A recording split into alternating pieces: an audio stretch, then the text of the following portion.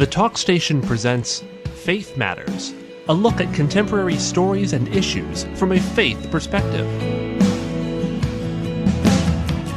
Give me faith, trust what you say, that you're good and your love is great.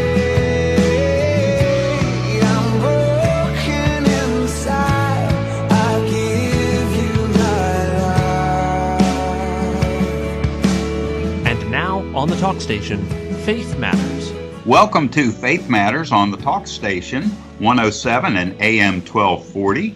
My name is Carl Zarowski. I'm the pastor of St. Peter's United Methodist Church here in Morehead City, and I'm joined this morning by my good friend Bill Clear from Open Door Baptist Church here in Morehead. And here on Faith Matters, we come together each week and talk about this sometimes tricky intersection of faith and the public square.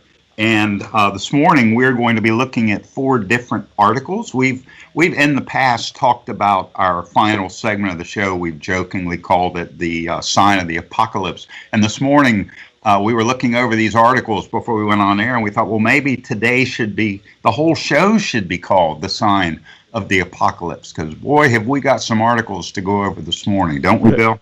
Very apocalyptically. I don't know.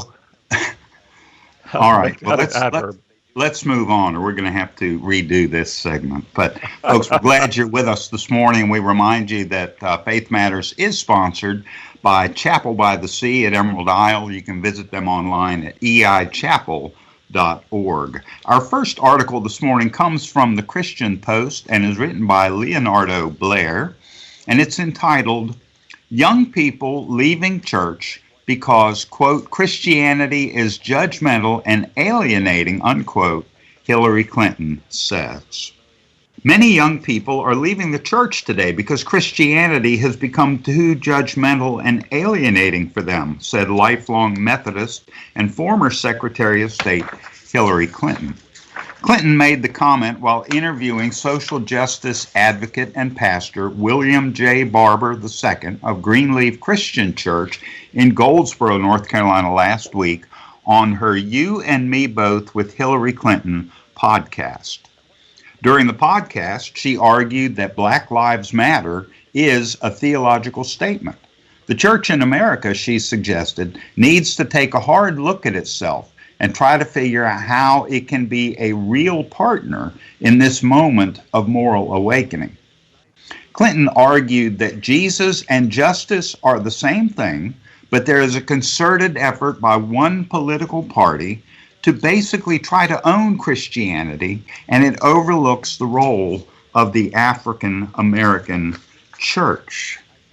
It's an interesting article. They get into a lot of topics about how the church has become basically a political tool, in her opinion, and perhaps in the opinion of Reverend Barber as well. This is just another arrow in the quiver of the political pundits when they go out and attack the other side. What are your thoughts on this, Bill? Well, to begin with, remember Hillary Clinton is a politician, and to a hammer, as you've heard before, to a hammer everything looks like a nail, and certainly even more so in this current atmosphere, I guess, of American society. There's no surprise, and we should fully expect Hillary Clinton to come out and to say, well, whatever my politics are, if you want to talk about the church, then that's actually in my bucket. That's in my my range. That's under my umbrella, if you will. And so, yeah, that's pretty, that's pretty common. I find it interesting, that she has some very strong opinions about why young people are leaving the church. So far, it's been very interesting to see what types of churches young people are leaving and what those churches teach. you know, part of the big question of this whole article is actually at the very core of it, what is Christianity? What does it mean to be a follower of Christ, to call oneself a Christian? As a matter of fact, she asks Reverend Barber here. She says she asks him how, as a veteran pastor and activist, is he, quote unquote, trying to open up people's minds and hearts to understand what Christianity should mean and what should be expected of us who claim to be followers of Jesus. Mm-hmm. There's not really a novel thing here, although it seems like that's certainly what we're led to believe in this in this article. There's no question about what Christianity should mean. After all, we read in the Bible that wonderful phrase, the faith once for all delivered to the saints. It's a received faith. It's received doctrine. And we go back to the Word of God over and over again. Something that just kind of seems to be missing from this article is the foundation of Scripture. Are we trying to define Christianity? Well, the Bible says, and you just don't kind of hear that out of these sorts of discussions. No, and I find it interesting that the question that she asks is what Christianity should mean versus right. What does Christianity mean? One of the things that God has wanted for this world for so long is His justice in this world. Not man's justice, but God's justice. Man's justice tends to change from time to time. It depends on the political winds. It depends on who has power right now. But she talks in here, and Barbara too, talk about how a huge part of Christianity is reaching out to those who are in need, reaching out to those who are oppressed. And that just falls into the two things that Jesus said that we as Christians that we should do: love God and love our neighbor. If you see your neighbor hungry, what is your response? Your response is to feed them. Is it because we should feed them? No, it's because as followers of Christ, we have God's love in our heart. God's love has flowed down into us. It flows out to us, and we have, or out through us, to others who are in need. We have a changed heart that feels a compassion for those who are oppressed. That's what being a Christian is about, is living a changed life. It's not something we should do. It's something that we are once we are transformed by the Holy Spirit. Yeah, absolutely. Yeah, and that's a wonderful distinction to be and to do. What you just mentioned there, Carl, and the fact of the matter is that he quotes one of his old professors. He says, Reverend Barber says, one of my professors said, to be a Christian and to claim the Holy Spirit is to have a quarrel with the world's systems of injustice. There you go. Which is true in one respect, but I think on a much more foundational. So that would be in the do category. Mm-hmm. But what they seem to be missing is kind of the be category that you just talked about. Although, yes, it's absolutely true that we as Christians must have a quarrel with the world's systems of injustice, but first, we have to be in the sense of having a quarrel with the world's systems of sovereignty, right? Who is God? This is a worship war. We are in a worship war. And from the very time that Eve looked at that fruit and said, oh, if I eat this, I might be like God. Well, then we've been having the exact same quarrel with the world's system ever since. And although, yes, from that flows out a fight against injustice, that is very important to God and who He is and His character, absolutely. But if you don't get the be first, if you don't get the identity first, then you're not actually fighting this war, in a Christ honoring sense. You can do it in a secular sense, and I'll stand with you, and I'll stand shoulder to shoulder with you. But claiming the name of Christ or Christian, along with it is a mistake. Very, very, very true. One thing that as pastors here, Bill, I think something that we can take from this article is that she raises a very important point, and that is that there are young people leaving the church because they see Christianity as judgmental and alienating. Okay. Yes. The world has so much to offer these days.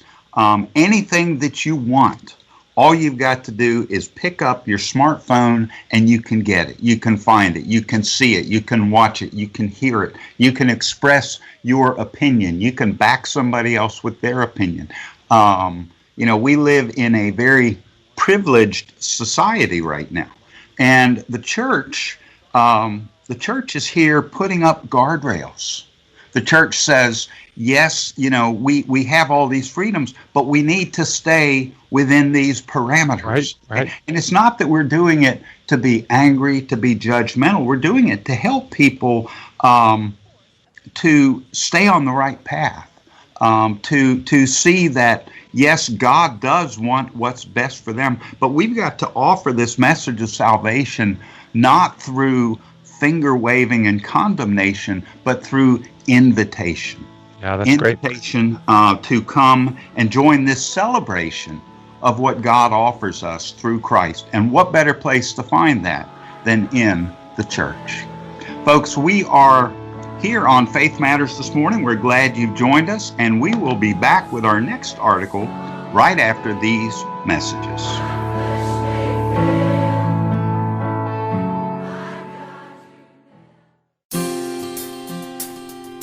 Good morning and welcome to Faith Matters on the Talk Station, WTKF 107 and AM 1240.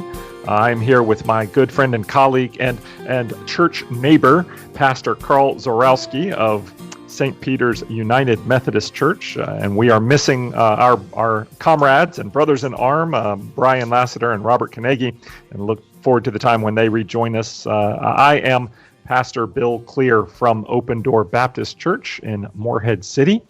And as we take a look at our second article of today, I want to pause just for a moment and just to let you know that this next article has some very dark and maybe difficult sensitive topics to it. So just be prepared that we have some odd and difficult things to talk about here. This next article is coming out of the Associated Press, datelined Salem, Massachusetts, and the headline of the article is Satanic Temple Sues Company That Rejected Group's Billboards. And honestly, that headline does not quite do the story justice. And so let's dive in here to the introduction out of the Associated Press, which reads, a lawsuit filed by the Satanic Temple alleges that an advertising company unfairly refused to display some billboards promoting a ritual offered by the group to help people bypass abortion rules in some states. The group, based in Salem, Massachusetts, announced Wednesday that it has sued Lamar Advertising in Arkansas State Court. The suit accuses the Louisiana-based company of religious discrimination. Lamar did not immediately respond to a request for comment. The Satanic Temple says Lamar refused to display 8 billboards in Arkansas and Indiana promoting what the group calls its, quote, religious abortion ritual. The Satanic Temple describes the ritual as a, quote, sacramental act that confirms the right of bodily autonomy. By performing the ritual, the group says, people can claim a religious exemption from mandatory waiting periods, counseling, ultrasounds, and other measures that some states require before an abortion can be performed. Pastor Carl, on the face of it, let's just go ahead and get it out there so that we can just sort of have a canvas to paint on. This is sick. This is a horrible distortion of humanity and reality, really, and the Christian worldview has nothing to say, but absolute abhorrence and rejection to this sort of thought here coming out of course, the Satanic Temple. There's no, there's no question that we would oppose pretty much everything that they would stand for. However, there is an interesting thing going on here, and that's the idea of religious liberty or religious, as opposed to religious discrimination. Should Lamar Advertising be forced to or be punished for not putting up billboards for a group that is claiming to advertise for a religious ceremony or a religious ritual? What do you think? Well, it's an interesting question. I think about, I'm a cartoonist, and in the past I have tried to get some comic strips syndicated by the National Cartoon Syndicates that put the cartoons in all the papers. And I was rejected by all of them. Okay. And they just said, your work does not fit our needs at this time. And so they said no. Okay. They have that option. The second time I went to them, it was with a Christian-based cartoon. And I thought, well, they're just rejecting it because it's Christian and they don't want that on the comics page. But, I didn't go and file a lawsuit against them or anything like that, because they are in the business of making money. And if somebody comes to them with something and they say, well, this just doesn't fit what it is that we do, they can say no. And Lamar Advertising certainly has that right, I believe. But then you get into the messy gray area of the Satanic Temple saying, oh, but this is a ritual. This is something that women can do that is a religious ritual of our quote-unquote church. And so you are violating our religious liberties by saying that we can't talk about and offer this ritual. Okay. And to get people maybe to understand this a little better, I want to give you the definition of a ritual according to the dictionary. It is a religious or solemn ceremony consisting of actions performed according to a prescribed order. So what the Satanic Temple is saying is that the procedure of having an abortion is a religious and solemn ceremony. Now that's some heavy stuff right there. That's some very, very heavy stuff. And in doing some research, I found a paper that was written by some professors from Tel Aviv University. And this is what they had to say about abortion. They said the analysis of the abortion approval procedures portray the characteristics of a ritual. That is the waiting period, the ultrasound, the counseling. They say that all of that portray the characteristics of a ritual. They go on to say this: a ritual that is analogous to a juvenile court on the one hand, threatening but not really punishing, and on the other hand, a confessional situation in which the woman has to confess her normative wayward behavior, such as extramarital relations, not using contraception, and enjoying sex with no reproductive intentions. So even these learned scholars from Tel Aviv University are saying, well, we've turned the whole thing into a ritual.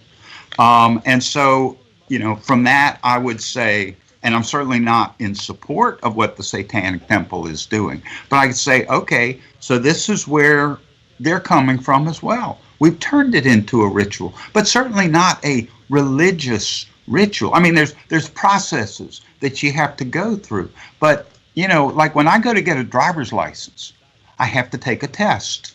Do I look at that as a ritual? Not in a religious sense. I mean, there's certain procedures I have to go through, but I'm not going to label that as being religious. Right. As a matter of fact, Pastor Carl, there's a quote in this introduction to this article. I don't know if you caught this one important word here about this ritual, but listen again. It says the Satanic Temple describes the ritual as a sacramental act.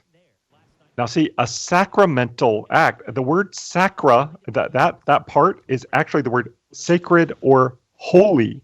That's what that's what that word means. So in other words, the Satanic temple is describing this ritual as a holy act.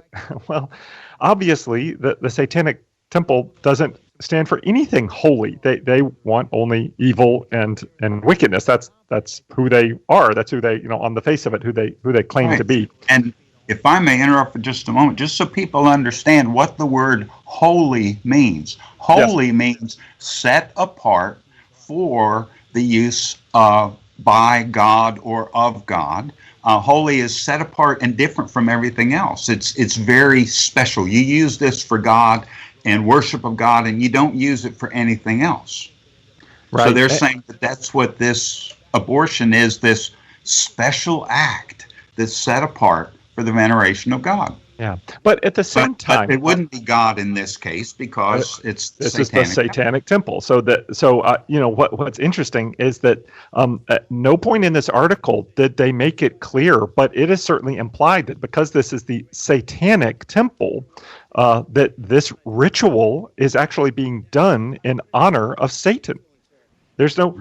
They don't kind of point that out here, and I think it's a bit misleading, but at the same time, I'm actually, in a sense, I am very glad that at least it's being honest in the sense of saying that abortion and Satan worship actually go together, that abortion is satanic. That actually is a very clear thing, and in a way, I'm actually glad that these two things are kind of tied together. As a matter of fact, I think that if you talk to people about Satan worship, probably eventually somebody would say the words, "Oh, human sacrifice." Right. A ritual of you could take it to that degree. Yeah.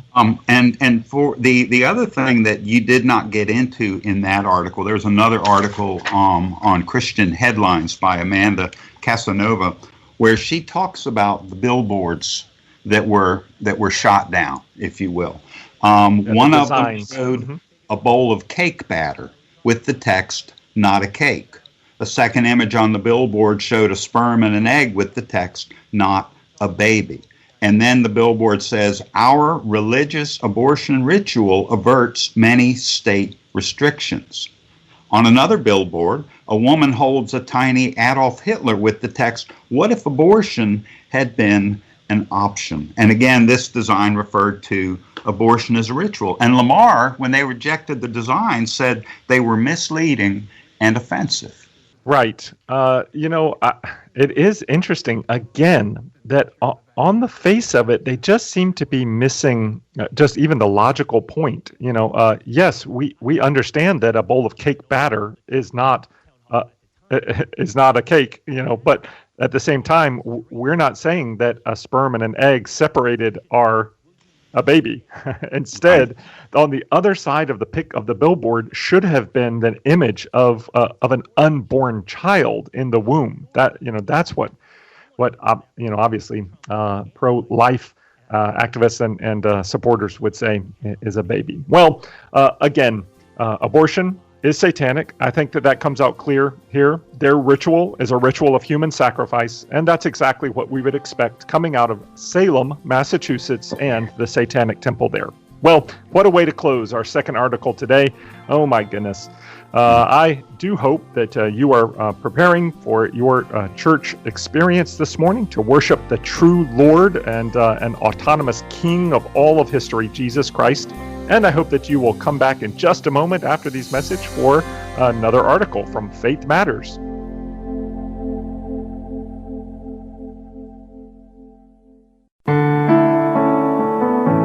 Welcome back to our third segment of Faith Matters. We're glad you joined us this morning. Our next article is coming from the Christian Post. It is written by John Stonestreet and Maria Baer, and it is entitled "Sliding Toward Pedophilia, How the Sexual Revolution Progresses." The article says each chapter of the sexual revolution has featured an updated version of the same myth. Quote, "Don't worry, the kids will be fine," unquote. Sex with anyone, anywhere, the kids will be fine. Separate marriage from procreation, the kids will be fine. No fault divorce, the kids will be fine. Graphic sex education in schools beginning in kindergarten, the kids will be fine. Same-sex marriages eliminating either a mom or a dad from the picture, the kids will be fine. The problem is they weren't. Growing up in families without married parents, the kids' well-being sacrificed for the sake of adult happiness, they have been the primary victims of our sexual experimentation.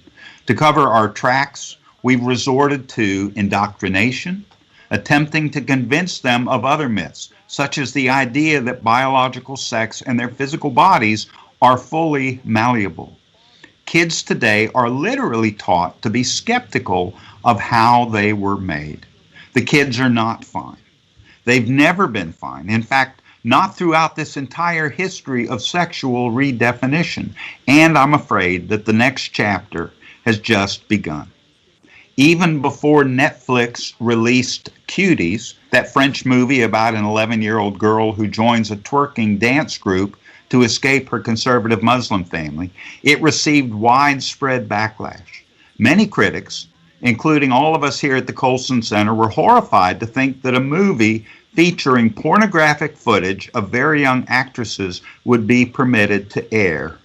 But it was. At the risk of sounding like the old man who yells, "Get off my lawn," to the enlightened minds at NPR, no 11-year-old girl should be sexualized for any reason. Their defense of this film makes me think we have entered new territory. And a little bit of background that you may find interesting about this movie, this Cuties film that has shown up on Netflix. It has been highly praised by the critics as a wonderful film pointing out a very real problem in our world, and that is the sexualization of children.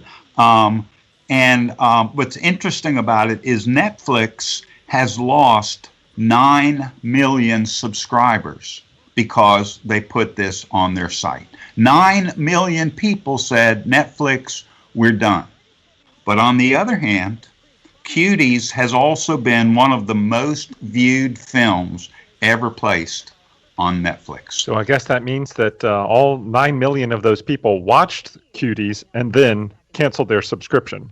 However, and I say this with some amount of seriousness, it might sound a bit tongue-in-cheek, and it is a bit, but with some amount of serious, I would imagine that although they've lost a lot of subscribers, they've probably also picked up some subscribers who are looking for that sort of content, if you know what I mean.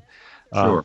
Yeah, Sure. when you are putting out posters and advertisements and really plugging and hyping with those sorts of images, you are going to attract a certain audience, and they know that, and that's why they're doing it. And so, the lead character of that movie, who is sexualized throughout the film, is played by an actress of 11 years old. Right. So Right. no matter how much you want to say, well, this is the point of this movie, or this is its goal, a warning, and to talk about the ills of sexual, that's kind of like saying, look how horrible murder is, and I'm going to show you by going out and murdering some people. That's, just so that you can see how graphic and disgusting and horrible it is to end another human life. It's just inexcusable, and I think that John Stonestreet is right where where you ended his introduction. Their defense of this film makes me think that we've entered a new territory. So, he goes on to talk also and to mention in this article that just a couple of weeks ago, California's governor signed a bill which legally downgraded homosexual activity between an adult and a minor of 14 years old, as long as there's less than a 10-year-old gap between the two and consent was given. Mm-hmm. This is a horrible next step in what Stonestreet calls the progress of the sexual revolution. Right. And I'm certainly never, I'm probably never going to be one to defend any government actions coming out of California, any government decisions. But there was a follow-up on this article that pointed out that the state of California still says it's wrong. It's just that you will no longer be placed on a list of sexual offenders. Okay. Right. So it's like, it's still not right, but it's not as bad as it could be. And that's the problem. You know, we keep pushing the line further and further back of what is wrong, what is evil, what is bad, and saying, well, okay, maybe it's not good, but maybe it's not as evil as we thought it was. Right. And that becomes, as Robert used to always talk about, the slippery slope. And honestly, there are some real similarities between this case in California with the change of that law and the whole Netflix debacle. And it's that this film, which highlights pedophilia and imagery leading towards pedophilia and pedophile pornography, what it says that it's trying to do is to warn us that other media sexualizes the very young and especially young girls. And in the same way, this case coming out of California, the reason that they downgraded this what was a very serious crime, and the reason that they downgraded it was because they were specifically downgrading this crime of homosexual activity because there was another law which was unequal, or that dealt directly with heterosexual sex between a person and a young person, a very young teenager. And so what they did was that they took the one law, which was more strict, and they loosened it or downgraded its punishment. Instead, both of these instances have gone the wrong direction. The law in California, it should have upgraded the punishment for heterosexual pedophilia, and what should have happened in the case of Netflix is that this same director should have made a movie with modesty to show the dangers of sexualizing young girls specifically. Right, and the article talks about how this is another example of what is deemed acceptable has just kept moving further and further down the road in our culture. I mean, you think back, the first couple to ever be shown sharing a bed on television was Fred and Wilma Flintstone, because they said, well, it's okay, they're cartoon characters. On the old I Love Lucy show, they slept in separate beds. You didn't show two people in the same bed on television. And this article goes on to say, every stage of the sexual revolution has progressed in this manner. A morally questionable activity enters our culture, not through moral argument, but through the imagination, typically by way of entertainment or some form of artistic expression. I'm old enough to remember how controversial Beverly Hills 90210 was as it skirted the edge of our cultural moral boundaries, depicting teenagers talking about sex but never actually doing it. In the end, the characters mostly came down on the right side of the moral question, but not because of any appeal to a stable moral framework. Rather, they just weren't ready to take that next step. Just a few years later, say on an episode of Friends, the teenager's having sex with a teacher. And this time it's supposed to be funny. Before long, it's glee, and the teens aren't just talking anymore. They're doing it, and they're in Ohio, not in Los Angeles. So we can see that we are bombarded with images. We are bombarded with this message that whatever you want to do is okay. Right, as long as there's consent. That's about the only kind of flimsy screen left anymore. Is just this idea of consent. And so, of course, it makes total sense that if that's what we're talking about, if that's what we are swimming in, if that's what we're saturated in as a culture and as a society, then there's really it's not much of a slippery slope at all. It's definitely a train that's moving in this direction that now we are suggesting and almost advising, counseling kids to be self-determining in their own sexual behavior. I noticed last night on the town halls, I watched both of those. Well, this is Friday. The town halls were on last night. And there was a woman who got up and spoke at Joe Biden's town hall who talked about her 2 children and how her 8-year-old was transgender and how she was concerned for what kind of a world her child was going to have to grow up in. And I thought, I remember when my children were 8 years old, I can't see them making those kind of determinations about their lives at that age. But the world has told them, yes, it's okay. You can do this. You can be who you want to be. You can be what you want to be. The way God made you must have been wrong. You are right. And that's where this whole thing is headed. So that's our third segment on Faith Matters. We'll be back right after these messages. Welcome back to our fourth and final segment on Faith Matters here at the Talk Station. I'm Pastor Bill Clear from Open Door Baptist Church, and with me on the line today is Pastor Carl Zarowski of St. Peter's United Methodist Church. I'd like to remind you that our fine sponsor for this program is Chapel by the Sea out on Emerald Isle, and you can find out more about their ministry there by going to EI, that's Emerald Isle, eichapel.org. Take a look at what they're doing out there with their pastoral staff and congregation. Today, we're going to wrap up our program, which offline, Pastor Carl and I have been talking about the rather dark nature of the entire show today. We beg your forgiveness for that. However, we do end with hopefully a little bit of a silver lining or light at the end of the tunnel, perhaps, as we discuss a piece entitled Clarence Thomas Says the Supreme Court Must Fix Obergefell. Clarence Thomas, quoted as saying the Supreme Court must fix Obergefell, and this is written by Tyler O'Neill.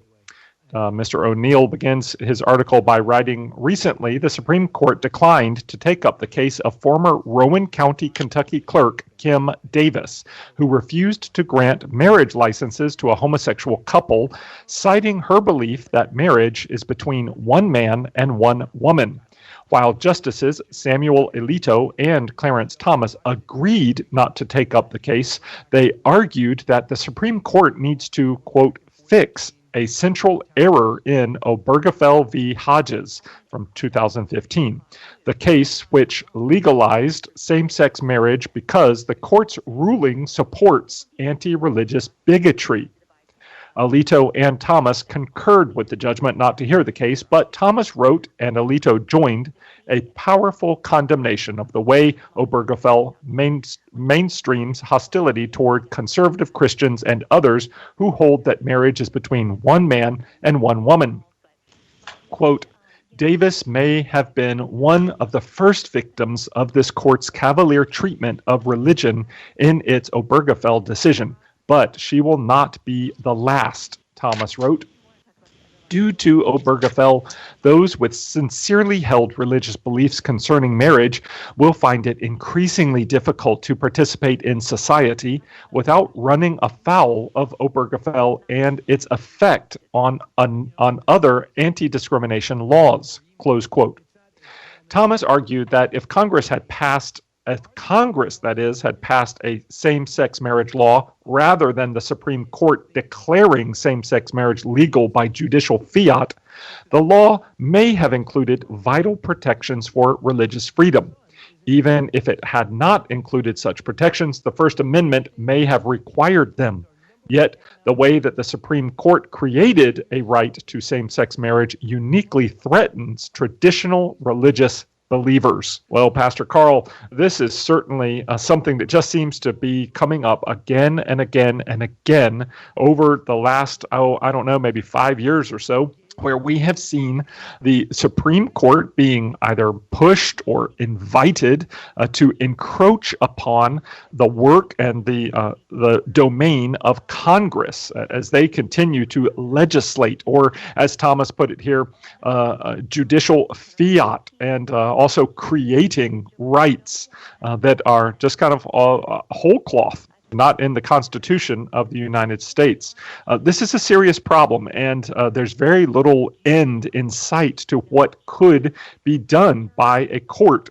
And of course, this is exactly why there's such heated discussion going on right now about filling a vacant seat, the seat vacated by the late Justice Ruth Bader Ginsburg.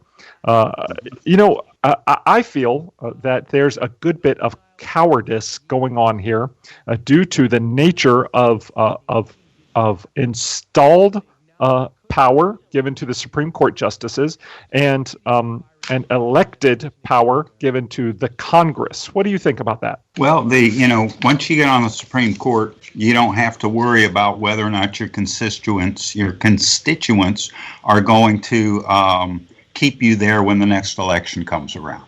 You are appointed and you're there. The people in Congress, well, they've got to worry about their job. If they vote a certain way and upset the majority of their constituents, then they will be house hunting come the next after the next election. I was talking with my daughter the other day, and she said, "Well, how come this particular politician, how come this guy said this time and he said this other time?" And I said, well, because what they tell the people is what the people want to hear. So you can't really trust what they're saying. When we go back to, say, high school or junior high school civics, and we learn about the division of the branches of government, the Supreme Court is not there to write the laws. The Supreme Court is there to interpret the law. Is that correct? Am I remembering correctly from all those decades ago? Yes, and I would add to that, interpret the law and to uphold the Constitution of the United States. Yeah, those two things. That is correct. And, here, I tend to agree with Thomas in that, it looks like the U.S. Supreme Court just said, okay, this is what the law is going to be, and introduced something brand new. And if it had gone through the Congress and had been enacted that way, like he said, there would have been more time for discussion. There would have been more time for public input. Because in theory, the people would contact their congressperson, their congressman or congresswoman, and they would then share those concerns with the body of Congress.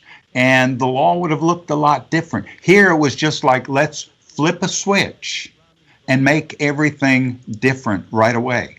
And there wasn't time to discuss the nuances. Okay, as a pastor in the United Methodist Church, right now in the United Methodist Church, marriage is defined as between a man and a woman. I cannot conduct a same-sex marriage in the United Methodist Church. And there's a lot of discussion about that right now. But right now, that's just the way it is. And before that ever changes, believe you me, there has been and there will be a whole lot of discussion. Like, if it changes, what happens if I, on my own moral belief, say, well, I'm not going to conduct one of those types of unions? Hopefully there's going to be some kind of protection in the new rulings. If the rulings change, there's going to be some kind of protection for those who choose not to do it because of their moral stance. And this did not happen with the declaration that same-sex marriage was now legal nationwide. Right, and honestly, it's not, the foundation here of what we're looking at is that the Supreme Court was pressed into or took up the invitation to, I don't want to absolve them of their responsibility, of just creating a novel constitutional right. And then not only creating this right found in the Constitution, but then also elevating that created novel right over the rights that are in the Constitution of religious liberty and its interests. I don't know if I've ever seen a Supreme Court justice write such strong language as Clarence Thomas did when he wrote here that Obergefell, if it's not fixed, if it's not corrected in some key parts, it will continue to have, quote unquote, ruinous consequences for religious liberty. That is incredibly strong language coming from a Supreme Court justice. And honestly, this should not be a surprise to us, because when Justice Alito asked the Solicitor General back when Obergefell was on the dock, when he asked whether the constitutional recognition of same-sex marriage would lead to religious liberty issues and discrimination, well, rather than just saying no, the Solicitor General of the United States responded, "It's certainly going to be an issue." Right. That was his response. Right. It's going to be an issue. So we've had the warning. This is coming for years now. Right. And it's interesting too to see how other people have reacted to Thomas's statements, especially the people on the left. Right. You've got in this article, it quotes Star Trek actor George Takei, who's married to another man, and he claimed that because of what has been said, his marriage now hangs by a thread. He said, with Thomas and Alito terrifyingly writing today that they would overturn Obergefell, and Roberts already on record against it, my own marriage hangs by a thread. Barrett would make 4. Kavanaugh, Gorsuch, I'm shaking in rage and dread. And so it's this message of fear. Be afraid of what the Supreme Court may do. According to the Constitution, the Supreme Court is kind of limited in what they can do. More and more, I feel like we're seeing the Congress kind of pass the buck there because of that, and trying to take away some of those limits, and it's leading, as Thomas said, to ruinous consequences for religious liberty. Let's all pray and hope that it does get fixed and gets fixed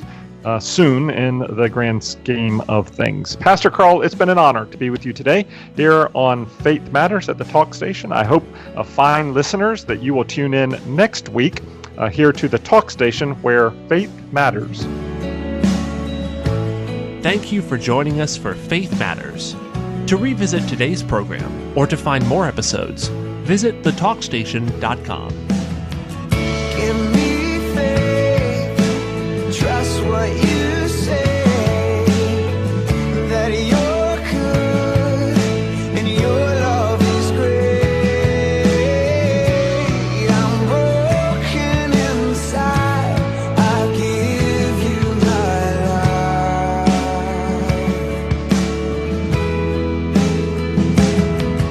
Give me faith. Faith Matters is a production of the Talk Station.